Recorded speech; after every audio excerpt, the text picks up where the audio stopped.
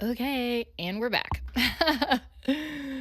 Also, I forgot to film the first hour of this episode in the cinematic view, so, you know, lighting's a little different. The view's a little different, but I guess it's fine. Okay, so also pause on the story. I want to go back to the behavior because I completely forgot to add this. So, this is something that narcissists will do. It's the hoovering phase. So, after you leave, they will go through whatever lengths to get you back.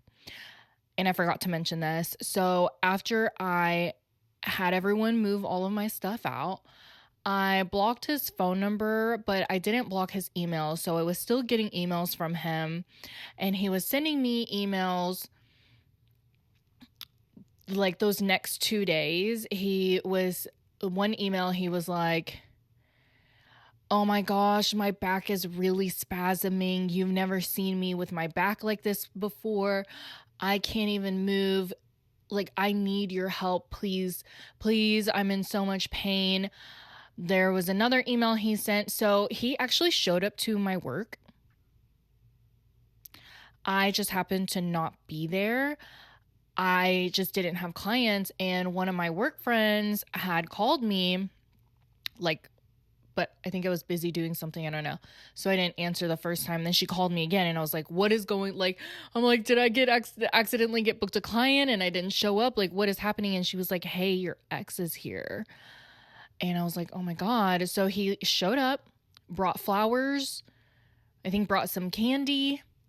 And he actually has done this before at when I worked at my other salon. So like whenever we get into arguments where if I say like I can't do this anymore, like I need a break, and we can rediscuss what is going to happen in the future, or if I went and stayed at my friend's house for, there was one time where I did move all of my stuff and I was going to stay at my friend's house for at least a week. Oh, I say I moved all my stuff. I didn't move all my stuff. I just packed some things for a week just to get space and think about what I was going to do. But yes, every time he will blow my phone up, text me how much he loves me, paragraphs, multiple texts, voicemails. And yes, a few times he had showed up to my work, whether it's to bring me flowers and apologize or to continue. Like one time he showed up, brought the girls because we needed to finish discussing what's going on. Like he was so tired of me saying I'm going to leave, and that was like a whole thing because you can't keep saying you're going to leave and then not leave. They're not going to believe you, number one. But number two, they don't want you to leave, so they will make it very hard for you to do so unless they've already found someone else to replace you. And that's a whole different situation. So yeah, another email he sent, he came to the salon, brought me the flowers and the candy, and then he said, next thing I know, I woke up and I was laying on the ground and there was people all around me, and I had to go to the hospital, and they said I had a concussion, and they let me go, but they said I shouldn't be alone, like I really need you and stuff like that. And I remember when I'm reading these emails, obviously it's like, I'm like, I don't believe you, like, but in this moment, I haven't had enough space away from this man, away from the manipulation, to realize that he's lying. Like, it still has not connected in my head that he's fucking lying, right? And I remember telling these girls at work, reading the emails, and one of the girls was like, oh my God, he's a fucking liar. And like, I hear it, but it doesn't quite register. Like, to me, it's just like, I don't know what I thought. Obviously, I knew it wasn't true, but to label him as a liar, just for some reason, like, I couldn't really accept it at that time. So I ignored those messages. Yes, then he said everything that I wanted him to say. I moved my stuff back in. Okay, now we get to his dad, right? So I'm literally witnessing him treat his dad the exact same way that he was treating me.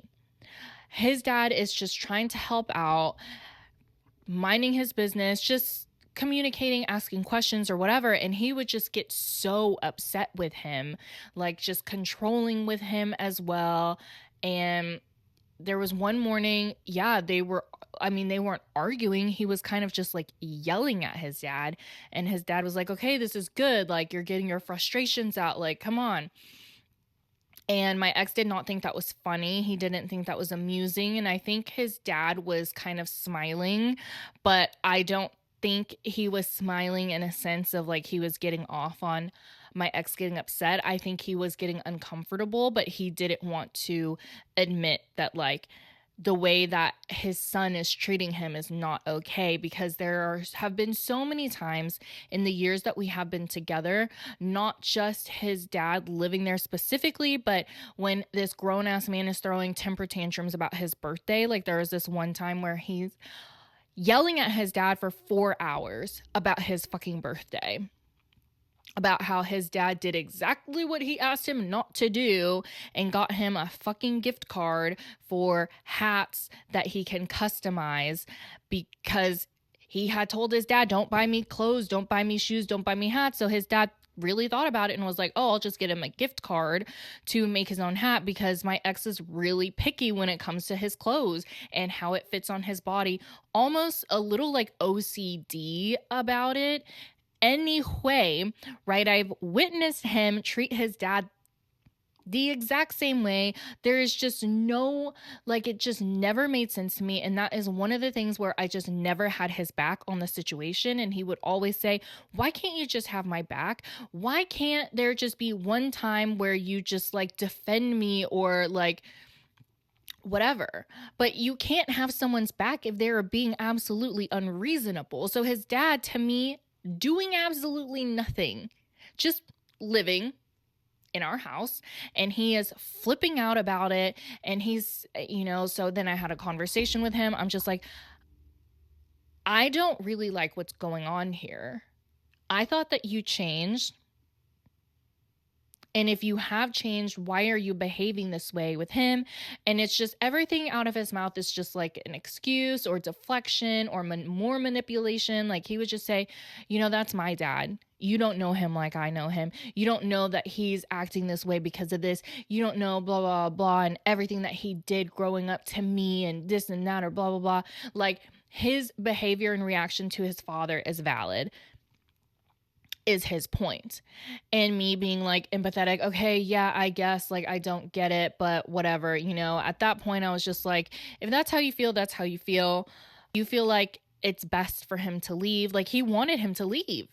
I'm like, you begged your dad, gave him an ultimatum that unless he is moving in with us or moving out of your sister's regardless because of her husband, that you are no longer going to talk to him. Like, you threw a fit about your dad not leaving his environment. He finally leaves his environment to come live with us, which is what you wanted. And now he can't handle his dad being around. And you know what? Now that I think about it, it might have just been a ploy to get his dad to leave so he can have girls over to fuck.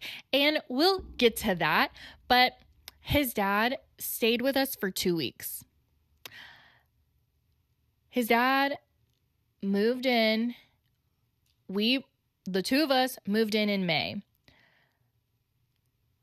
Yes. So his dad was supposed to stay through my ex's birthday, which is in June.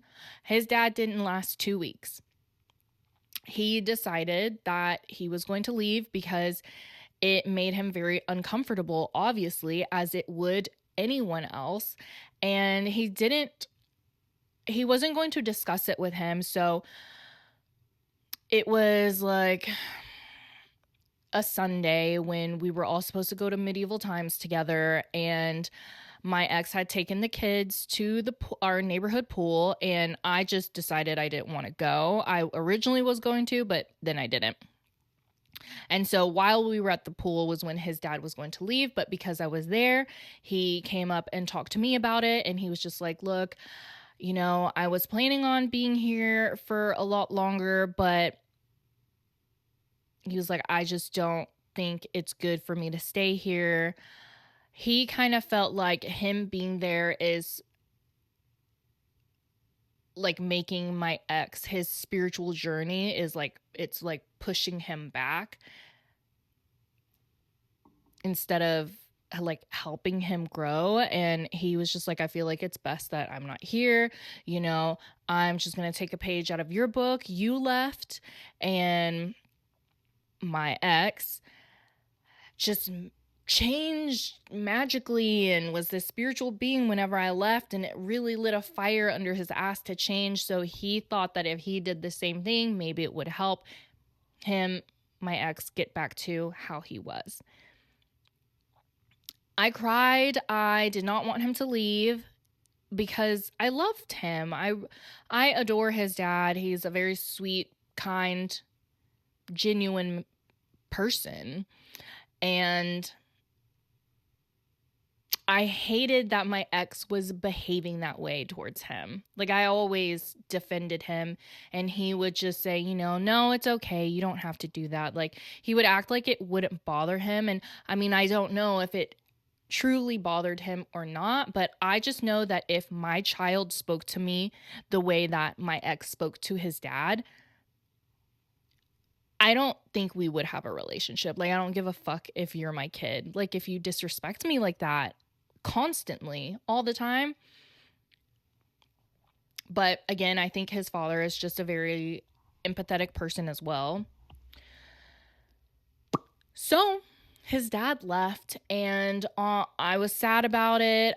We argued about it. I just was like, this is wrong, you know? And of course, my ex was very upset. And not upset that he left without saying anything. Well, yes, he was upset that his dad left without saying goodbye to the girls. And he was upset that his dad talked to me about it. He was like, I don't want him. Even the girls pick up on his like, boo-hoo. He just wants people to feel sorry for him. And I hate that he talked to my wife about it and made her feel sorry, blah, blah, blah. Like, there were a few times after that where I caught him on the phone with his dad going off on him. One time, his dad offered to pay for the girls' gymnastic stuff, and his dad couldn't really figure out how to like pay for it like online himself. So then he just sent my ex money, and he sent him like, I don't know, a few dollars more, maybe $50 or $100 or whatever more than what it was. And he was pissed.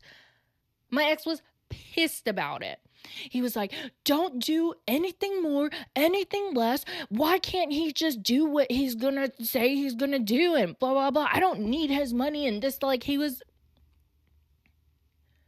fuming. I remember I came out, I was like, where's your dad, to the girls, and I see him out in the backyard on the phone, open the door, he's like mid going off, and I was like, please hang up the phone.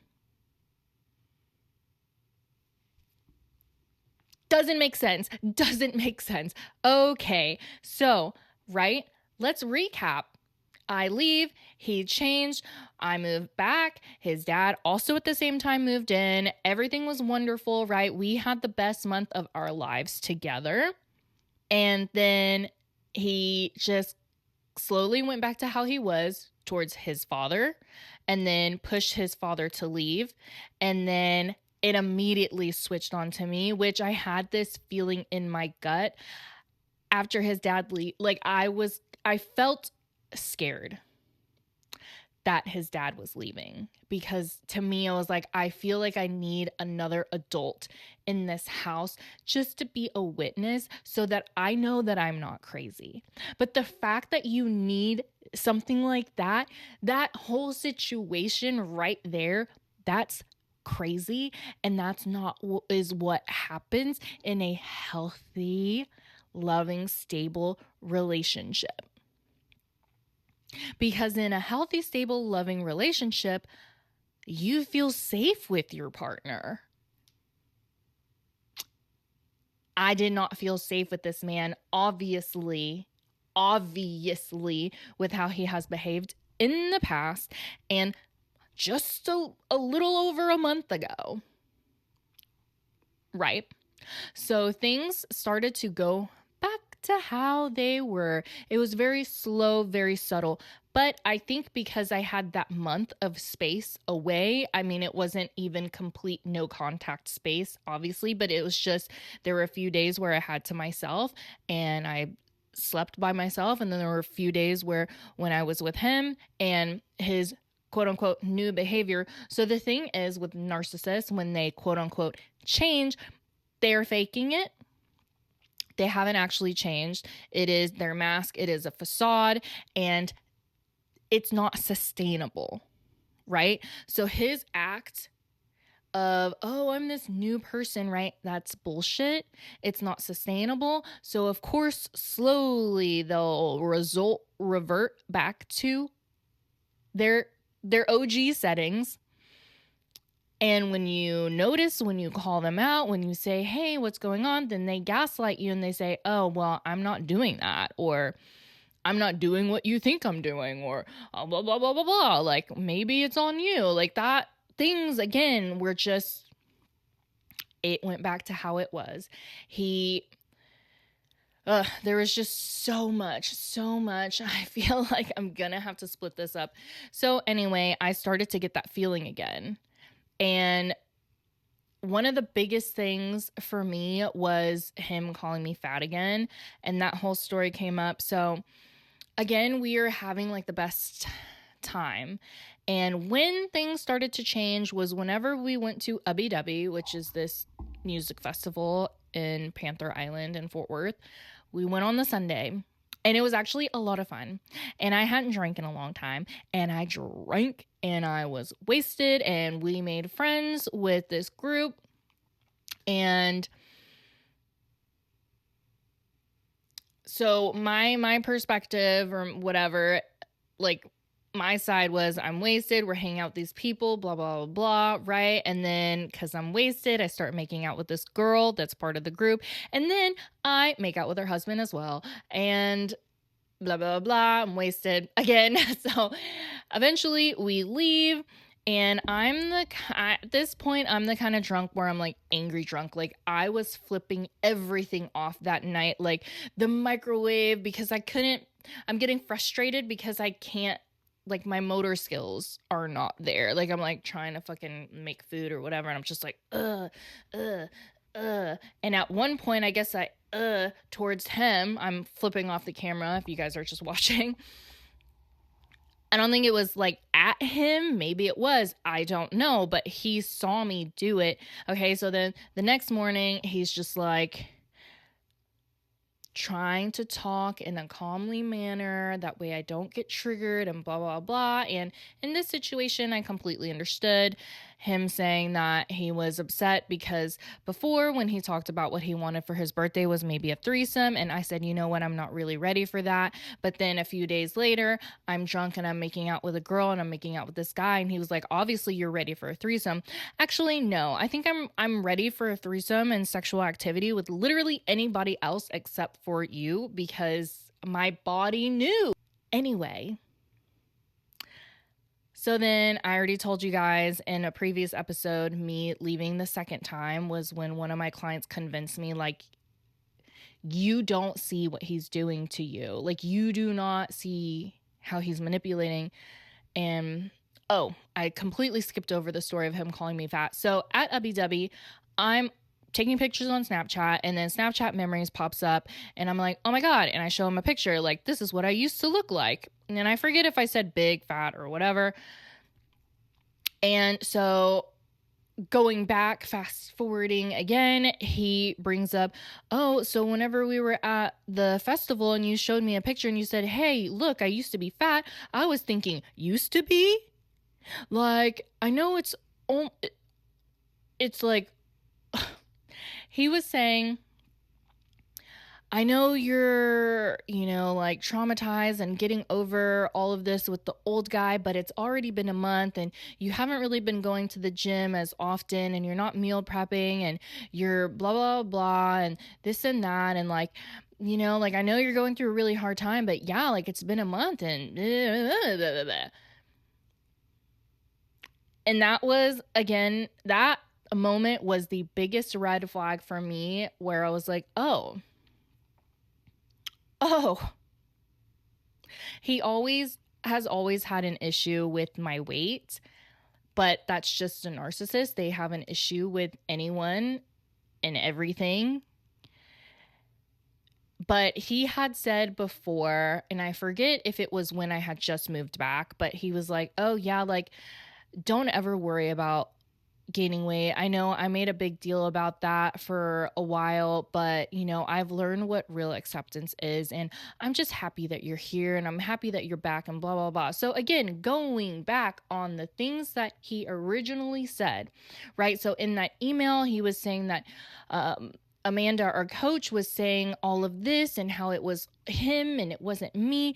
But then now fast forward to me already moved back in, he's saying, oh, well, no, she actually said it's only like that if this was the case and blah, blah, blah, blah. So, like, I know I'm just like rambling on right now and it might not make sense, but again, he is just everything that he said in the beginning to get me back, he is now going back on, and whatever point I'm bringing up, he'll be like, well, no, I didn't mean it that way, or no, well, she added this, or she actually said it in this way and in this context, and to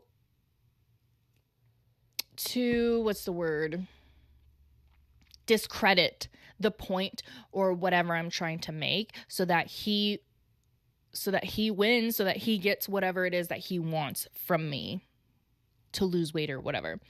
And we had this gym couple that was our friends. Well, they were more friendly with him. He's an extrovert. And at that time, I did not really talk to anyone. Well, I don't talk to people at the gym in general. It's very, I don't know, I don't like to make eye contact with people. But at that gym, especially, there were so many times when I went in there and like, I feel like you can tell that I was crying. I don't know, maybe it's just me, but I'd be crying. I will, like, in the middle of a lift, I'm like, okay, tears are coming out of my eyeballs. I'm going to run to the bathroom, wipe open my eyes. So many times I've cried at that gym. Anyway, couple friend, they're older, maybe like late 40s, early 50s, I forget. Maybe late 40s. And very good looking couple. They open up about their issues and how they both go to therapy together and separately, and how they've been married for, I think, over 20 years, and they've had hard times and they still have hard times. And, we kind of like look up to them, or just having someone else that is going through like issues to kind of, I don't know, get a different point of view. And he kind of used them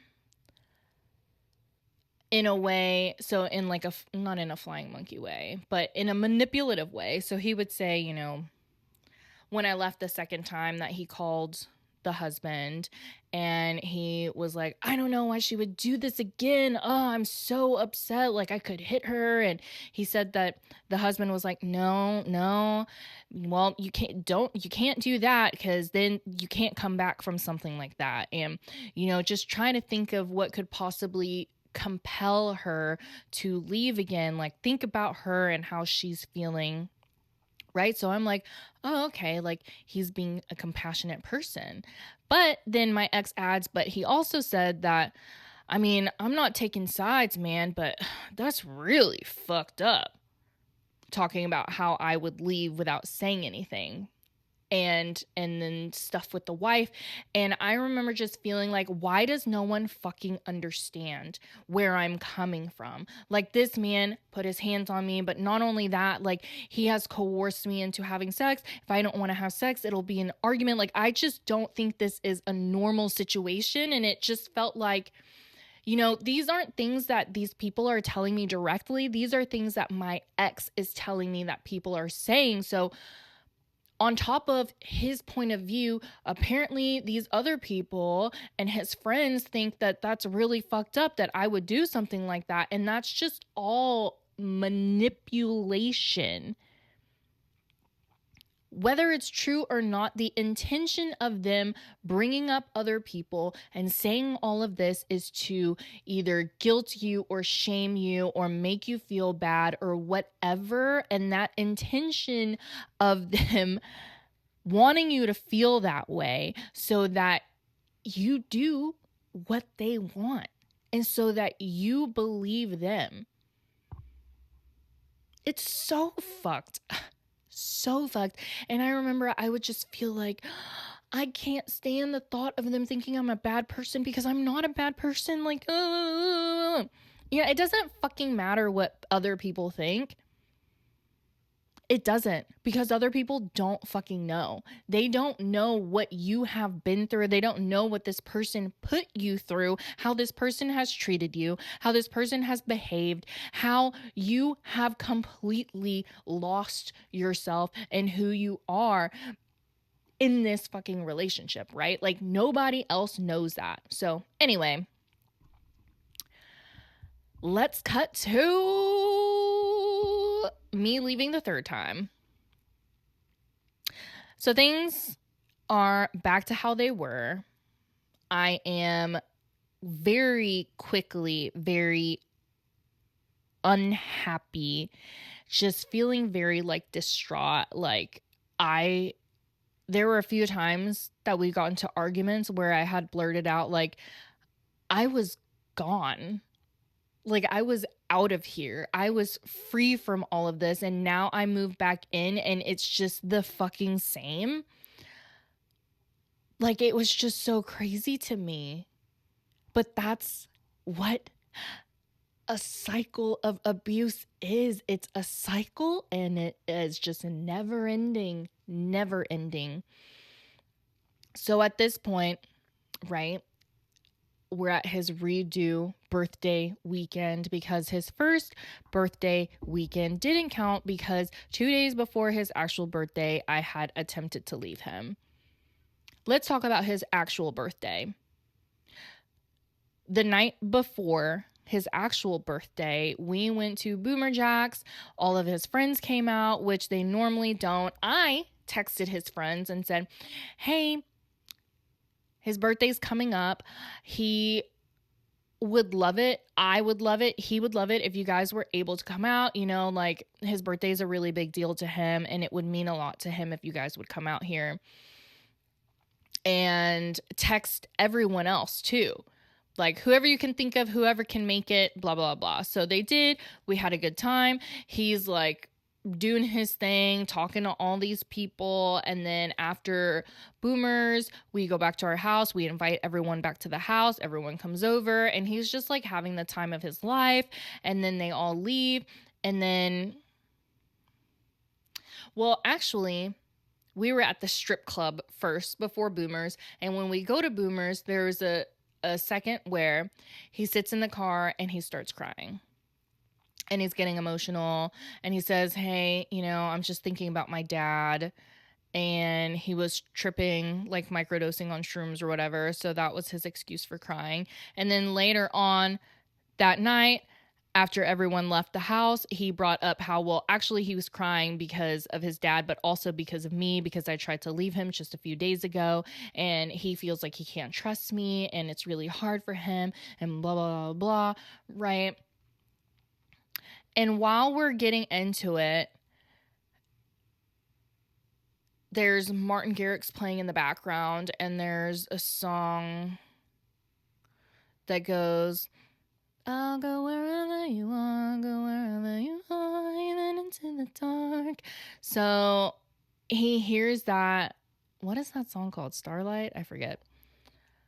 Wherever you are. That song's playing in the background and he points out the lyrics like, see, because it's saying, I'll go wherever you are, even into the dark, because that's how much they love. That's how much love there is. So he's pointing that out. Martin Garrix, my favorite fucking DJ, love of my life. using the song lyrics to manipulate me. As in, I should love him enough to endure all of this darkness and all of whatever is going on. That way we can make it through together. That's just not possible. But anyway, so he's crying to me about how it's just unacceptable. He does not want another day to go by where he does not feel loved, where he does not feel like whatever from me. Whatever it is that he wants from me, the whole ADHD or whatever, like he wants top tier effort to feel loved and blah, blah, blah. And he says he doesn't want a single day to go by where it's not like that. We sleep on it, wake up the next morning. It's his birthday. And I thought about what he said. To me, basically, it sounds like he wants perfection. And that's not fucking possible. And if I were to say perfection is not possible, he would say you're being negative. So now, like, perfection obviously isn't going to happen if I'm saying that it's not going to happen. So he wants me to be like, I can do this. But when I can't do it, he will call me a liar. Why would you say that you can do this and then, like, not do it? Right? But if I try to give him expectations and say that, you know, I can't, something like that, that's unrealistic, then I'm being negative, right? So there, you can't win. That is a great example of how you will never win with a narcissist. Okay, so we wake up his birthday morning. And based off of the conversation we had, like literally it was him going off on me about how he feels and how he's done all of this work and how he's changed and he's this brand new person. And the way that I'm treating him is not fucking fair. It's fucked up. I'm just fucking with him, blah, blah, blah, blah. And that I better get it together or what. So we wake up and I just tell him, you know, I thought about everything that you said and I am not capable of giving you what it is that you want and what it is that you need from me. Oh my God, it's my birthday. Like, why can't there just be 1 year where you wake me up on my birthday and say, hey, I love you and give me a blowjob? Instead, you're telling me you want to leave me on my birthday, blah, blah, blah, blah, blah, blah, blah, blah, blah, blah, blah, blah. His birthday sucks fucking ass every year because every year it's you didn't do enough, you blah blah blah, you don't love me, like a fucking 3-year-old. Let me rein my energy back in. So we get into this whole argument, right? And I'm saying you're expecting me to be perfect every day. That's not possible. And he says, I didn't say every day, just on my birthday. Immediate guilt, immediate, oh, but that's not what he said. Okay, so again, gaslighting, manipulating. He said every day. And when I said I can't do every day, now he's saying I didn't say every day, I just meant on my birthday. But because you're in a blur, you don't see it. So now immediate, oh shit, my ADHD misunderstood what he said. So now I feel bad because I just again for the umpteenth time said I wanted to leave, and this time was on his birthday. And again, another birthday goes by that it just is shitty for him, and now I'm hugging him, and guess what? Now I'm doing everything that I didn't want to do. And you know, guess what he did? He moped around. He stayed in bed all day. Also, his grandma died that day. And he's just moping around because I attempted to leave and the girls were there. I took care of the girls all day. I took them to their gymnastics class. We went to the grocery store. I bought stuff to make breakfast and lunch and dinner and snacks for him. And I even had sex with him multiple times. And he acted like he wasn't into it, but he still finished every time. Like, when I think back to that, I think it gives me the fucking ick.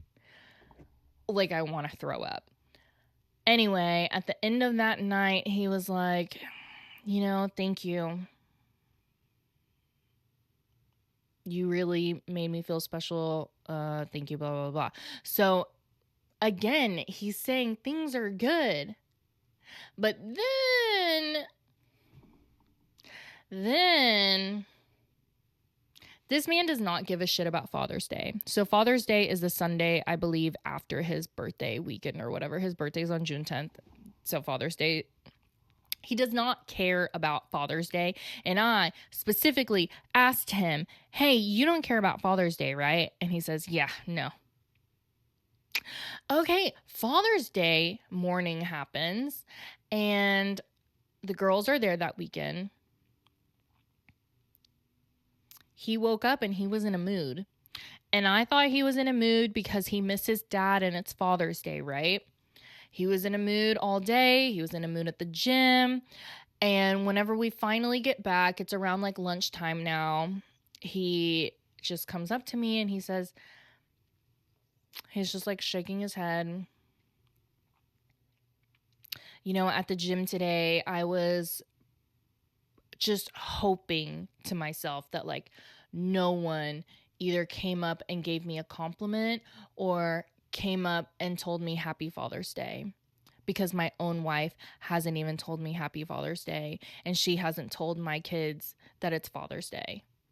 And they're 6. They don't know that it's Father's Day, but as your job as a stepmom is to let them know that it's Father's Day. Like, I don't need a happy Father's Day from you. I'm not your dad, but like as a stepmom, you should have let them know and had them like draw me a card or something. I don't even tell my own dad happy Father's Day until like 3 or 4 p.m. when I get on Instagram and see that it's Father's Day and remember, oh shit, it's Father's Day. And that's exactly what happened. I was like, oh shit, it's Father's Day around like noon or something.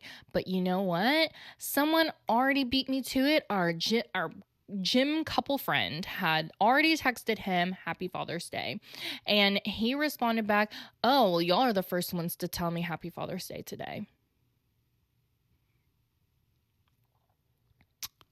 So then he's upset because I attempted to leave 2 days before his birthday, and then I tried to tell him that I wanted to leave on his birthday, and now it's Father's Day, and I fucked up again. I didn't do my stepmotherly duties to inform the girls, and blah, blah, blah, blah, and he's just... everything is like they're manipulating you to get you to do something. That is what they are doing. What he wants is for me to give him a weekend that's all about him, where I'm kissing his fucking feet and I'm putting his socks on and his shoes on for him and I'm doing everything for him like a fucking mom or a maid.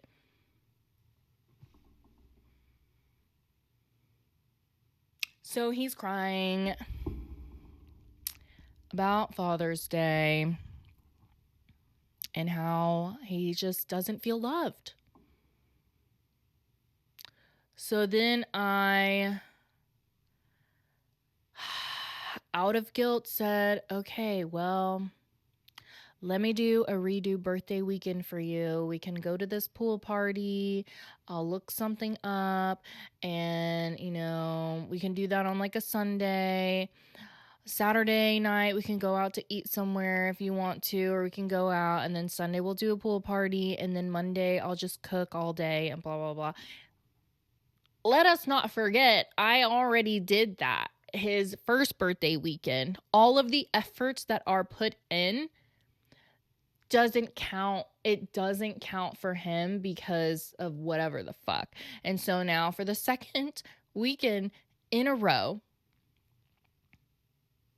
Well, maybe it's not in a row because the Father's Day weekend, I don't remember what I did that day. Pretty sure I cooked. But yeah. And this isn't the first time that I had to do a redo birthday weekend. Actually, so that's in June. The Thanksgiving of the previous year was his first redo birthday weekend. And because we weren't doing Thanksgiving with my family or anything like that, I just figured why not kill two birds with one stone? I'm going to be cooking anyway. We might as well just make it your redo birthday weekend. And it wasn't perfect because I didn't write a list of everything that he would want sexually. And at the end of the day, I didn't come back up to him and say, hey, have you had enough sex? Because he wants to have so much sex where if I come back and ask him, hey, do you want to have sex again? For him to be like, oh my God, no, I've had so much sex today. Same thing with the food. Hey, can I get you another plate? Oh no, I've eaten way too much today. Thank you. So because I did not ask him those two things, well, I think it was the sex thing. And the fact that I didn't write a list, even though he had suggested that I write a list that morning, that way, like, I don't miss anything. And all of the efforts I put into cook all day, different meals, snacks, and to get him off 3 times in that day because I didn't write a list or at the end of the day, ask him, hey, can I get you another plate? Or hey, do you want to have more sex? Well, null and void. So then we get into an argument the next morning about how he didn't feel loved because I didn't listen to him and that made him feel disrespected. So now, the Friday after Thanksgiving, his second redo birthday weekend. And I remember to the T, the whole fucking one of these days on the podcast, I'm going to read a list of all the things that he would have liked me to say or do during sex. Ugh. At the end of the day, I am saying, how was today? Do you feel loved? Are you going to wake up feeling loved tomorrow? And he said, yes. Yes, no, it was just enough that you were able to listen to me about my feelings and blah, blah, blah. Guess what? The next day, he did not feel loved because X, Y, and Z. And I was just like, I'm not fucking doing it again. I'm not redoing it. I'm not doing it again. And I reflect back and I'm just like, I wonder what he thinks in his head when all of this is happening. Like, I wonder if he genuinely is feeling, oh, I don't feel loved. Or if he's feeling like, oh, she's so fucking stupid. I can get her to do this again. It's hard. I don't know, right? Because narcissists are different. But based off of whatever I found out, he is slightly, I feel like, a sociopath based on how he has treated other women. And he gets off on the fact that he is able to persuade people. So I'm wondering if he gets off on the fact that he was able to get me to do all of these birthday weekends. Anyway. So we're jumping back to that redo birthday weekend / Father's Day weekend is when we went to the pool party and we were tripping, and I already talked about this in the previous episodes of I cut sweet baby Angel's hair, I meditated, asked the universe for a sign. Sweet baby Angel finds me on Instagram, messages me, asks me out. Everything happened the way it needed to happen for me to just, it was like, doot, doot, doot, doot, like hammering this nail into this coffin, or it was like a snap of my fingers. I woke the fuck up. And it was a scary thing, but it was liberating. We're at the pool, right? And my friend Justin is there and we're tripping, and I'm just reflecting on everything that has been going on, and I feel self-conscious because I'm in a bikini and all these people are looking at me, and I'm like, do they think I'm cute, or are they wondering why is someone like me with someone like him? And just feeling insecure, and all these girls coming over, all the girls that he's bringing over coming over to me and saying how cute and pretty I am, and oh my god, blah blah blah. And one of these girls like wanted to make out with me, and I'm like, not into it at this moment, because I am having the realization that my husband is a narcissist and a liar. And when I realized that he was a liar, it was when everything like just shattered, like the rose colored glasses shattered. It was this out of body experience when I was tripping, and it wasn't even shrooms, it was like ecstasy. It felt like I was outside of my body looking in, like watching reality TV, and me looking at my husband, someone that I thought I loved, my husband, and realizing, oh shit. And it was literally in my head. I was like, oh shit. And immediately I felt like, oh my God, I'm in danger. I'm in danger. Like this whole time I'm in a relationship with this person that just is a fucking lying. Like I didn't know exactly what he lied about. Well, I just knew that he lied. The lies were him saying that he's changed and he's this new person, but he really isn't. And me watching him, he even came up, I'm not very opinionated. I'm very chill. Obviously, we're in an open relationship for a time period, and then we weren't. And then I got manipulated into letting him have a hall pass and blah, blah, blah. So because it's his birthday weekend, I was like, whatever. I really don't care. Like, honestly, I probably would enjoy hooking up with these girls or whatever in the threesomes with the other person versus him anyway. So he's making his rounds, right? And I'm watching him like being a quote unquote extrovert, but really, it was like, oh wait, he's like a predator. Like he's like on the prowl.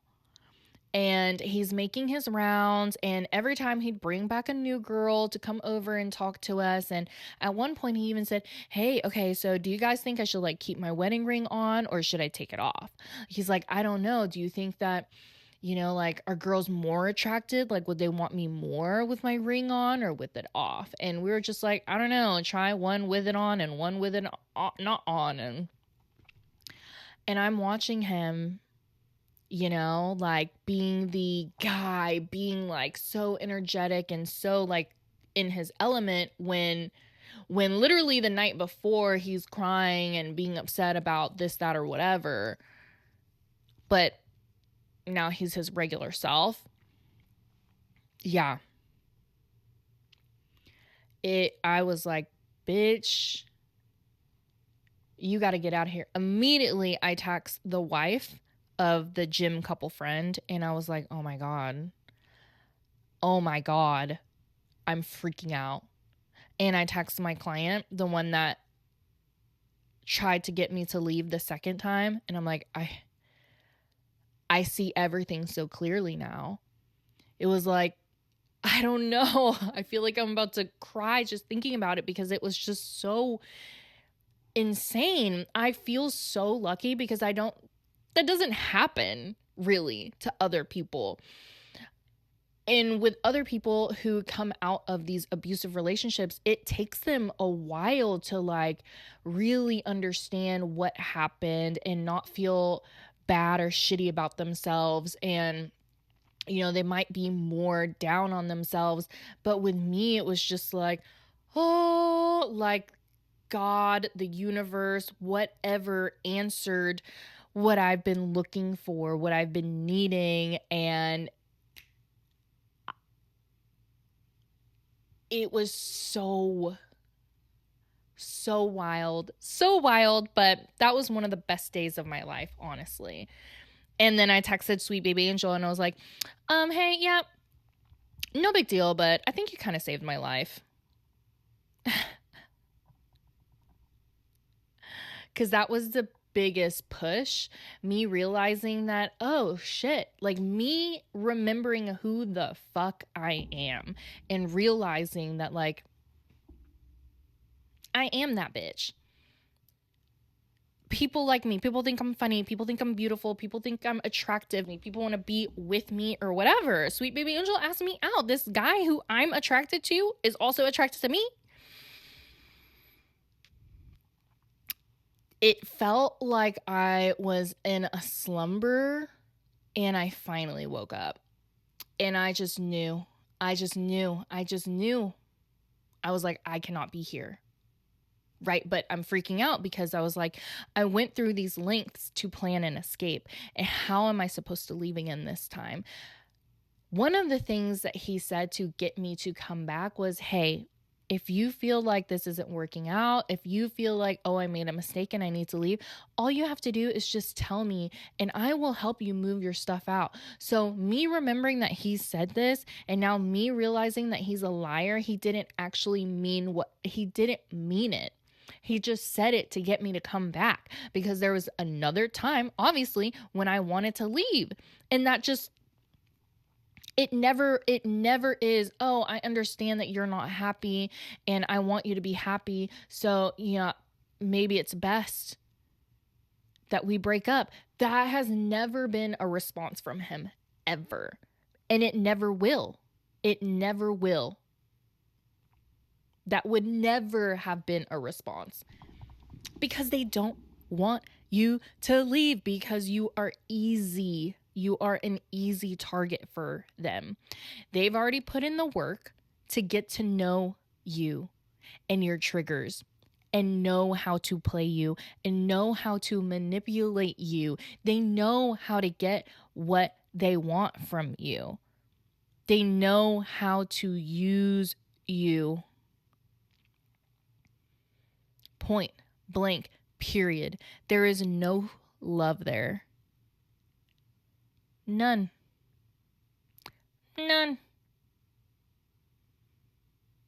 Sister, you are getting played. So we leave the pool party, drop my friend back off, and I think I already mentioned this, but yeah, like he seemed to be upset and I asked him if he was okay. He was like, oh yeah, I'm fine. But I can tell that he looks upset. And he's just, makes like a passive aggressive comment or whatever. Oh, well, a threesome would have been nice. And we were supposed to go to the strip club after, but I didn't really want to. And I don't know if he really wanted to. But I was like, well, how about we just go into the room and I can get you off.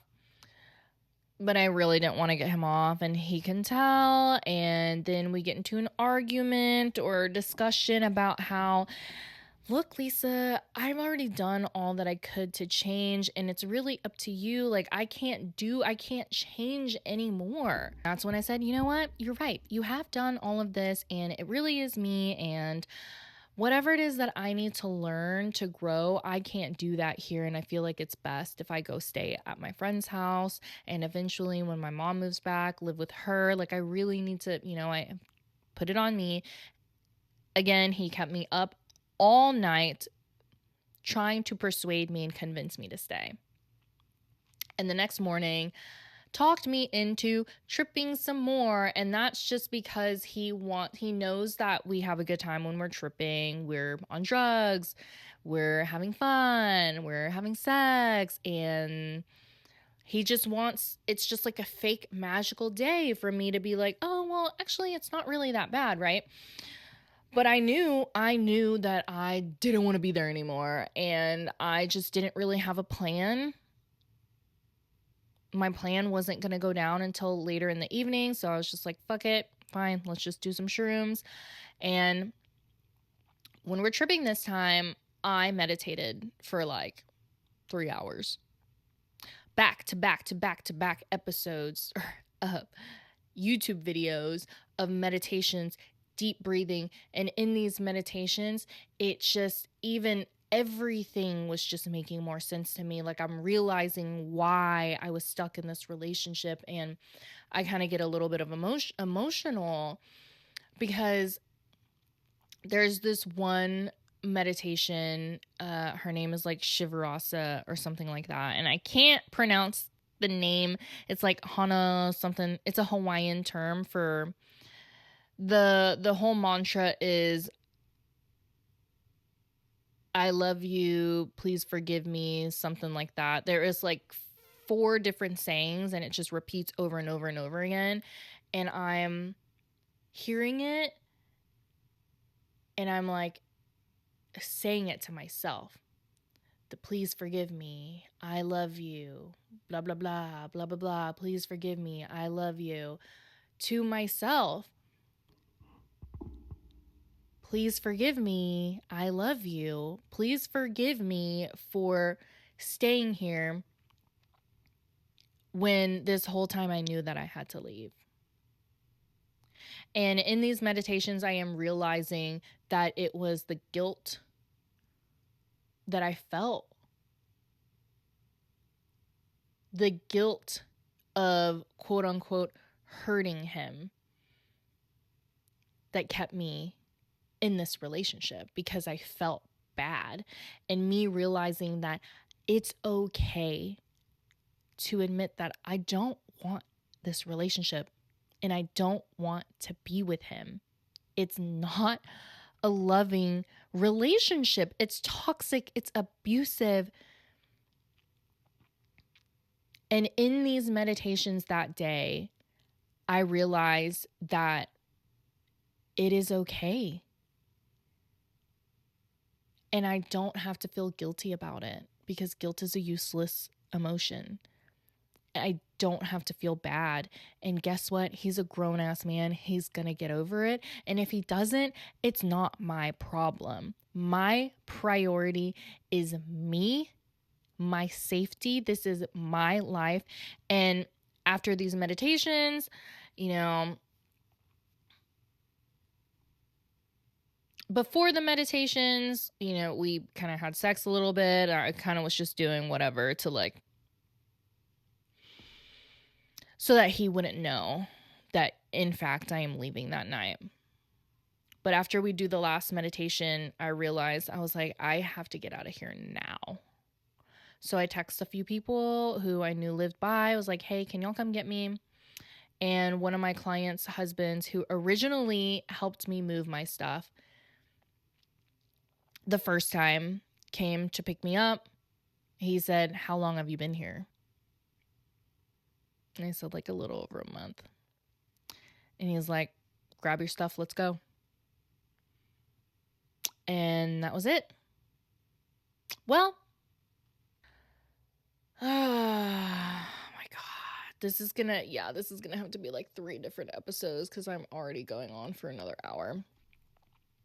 So I'm just gonna leave it here then because I'm ready to fucking eat. And I'll go into everything that I found out about what this man has lied about, further processing everything that happened in that relationship. But again, I feel very lucky, very, very, very lucky because that situation could have been different, you know, with someone else. It could have been more difficult. But I feel lucky because I didn't struggle. You know what I mean? Like I realized what was going on. I had already, you know, left, came back, left again. But I didn't allow myself to live in that victim mindset for a long time, because when you do, like, you kind of spiral and it gets really negative and you're hard on yourself and you're like, oh, I feel so stupid, how could I be so dumb, blah blah blah, this person took advantage of me, this, that, or whatever. Like, I think I lived there. It was like on and off depending on the day, like up and down, and for like 2 or 3 weeks. And kind of just worked on my mindset about it. Like, it just is something that happens. And what helped me was educating myself on narcissism and what that looked like and how someone could possibly fall into that, and educating myself again on myself, ADHD, people with empathy, and how we are can easily fall victim to relationships like this. And it's not something to feel shame about because it happens. All you can do is learn from it, right? Everything is a learning lesson. Everything. In my life now, holy shit. Love it.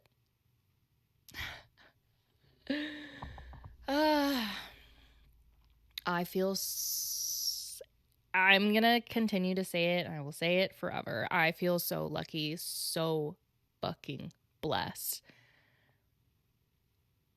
to have gone through something like that, because now I feel strong as fuck. But also to be where I'm at now and to have left with like minimal scathing. Is that the right word? Not a lot of damage. Not a lot of damage, I would say. And now the goal for me is to just really work on myself. I think I mentioned this earlier, but I weighed myself for the first time. I tracked my calories today. You know, I'm just going to try to meditate every day and be fucking intentional. And what's tracked is managed. And if I'm not tracking shit, then I'm not managing anything. And I'm just really, I feel like up until June or whatever, to make it like a full year of like being single and just work on this body, work on the mindset, work on falling more in love with myself. Really being comfortable and not, escaping or food binges and impulsivity with the Grubhub and all that bullshit, Yeah. Okay. I will film part 3 later on. So, thank you guys for listening. Bye.